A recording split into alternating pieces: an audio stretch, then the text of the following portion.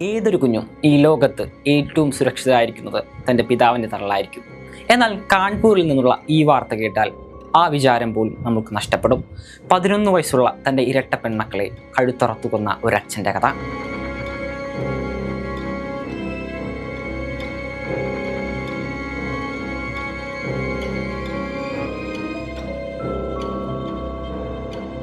കാൺപൂരിലെ ത്രിമൂർത്തി അപ്പാർട്ട്മെൻറ്റിൽ ഒരു കൊച്ചു കുടുംബമായിരുന്നു ഇവരുടേത്.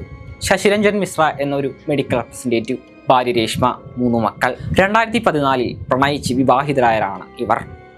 പുറമേ നല്ല കുടുംബം, എങ്കിലും നടന്നത് മറ്റൊന്നായിരുന്നു.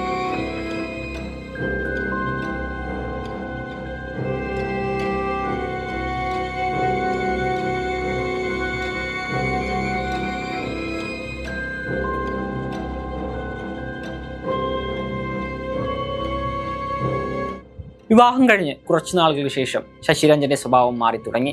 കടുത്ത മദ്യപാനവും സംശയരോഗവും മർദ്ദനവും. അതിലുപരി മിശ്ര ഒരു കടുത്ത സംശയരോഗിയായിരുന്നു. വീടിനകത്ത് തന്നെ പലതരം CCTVകൾ സ്ഥാപിച്ച മിശ്ര തൻ്റെ മക്കളുടെ റൂമിലേക്ക് ഭാര്യയെ പോലും അടുപ്പിച്ചിരുന്നില്ല.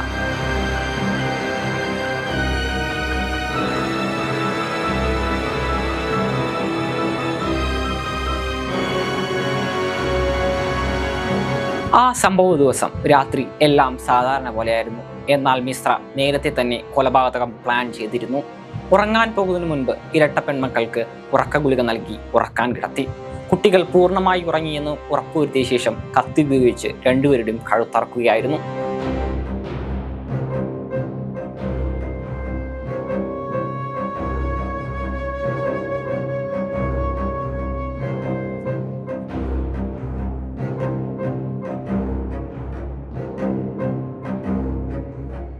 പുലർച്ചെ മിശ്ര തന്നെയായിരുന്നു പോലീസിനെ തന്നെ വിവരം അറിയിക്കുന്നത്.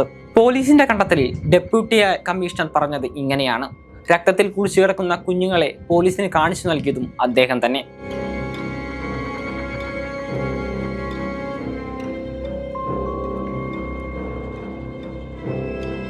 തന്റെ പെൺമക്കളുടെ ഭാവിയെക്കുറിച്ചുള്ള ആശങ്കയായിരുന്നു മിശ്രയ്ക്ക് കൊലപാതകത്തിലേക്ക് നയിക്കുന്നത്. സ്വയം ജീവനൊടുക്കാനും മിശ്ര ശ്രമിച്ചിരുന്നതായി പോലീസിനോട് പറയുന്നു. അതിനുശേഷം FIR രജിസ്റ്റർ ചെയ്ത് അന്വേഷണം ഊർജിതമാക്കാൻ പോലീസ് തയ്യാറാണ്. ഇപ്പോഴും കേസിന്റെ വിധി വന്നിട്ടില്ല. സ്വന്തം മക്കളുടെ ജീവൻ ഇല്ലാതാക്കിയ മനുഷ്യൻ ജീവിക്കാൻ അർഹനല്ല. രേഷ്മ പറയുന്നത് ഇങ്ങനെയാണ്: വധശിക്ഷ നൽകണം, അതിലുപരി മറ്റൊരു ശിക്ഷയും വിധിക്കരുത്.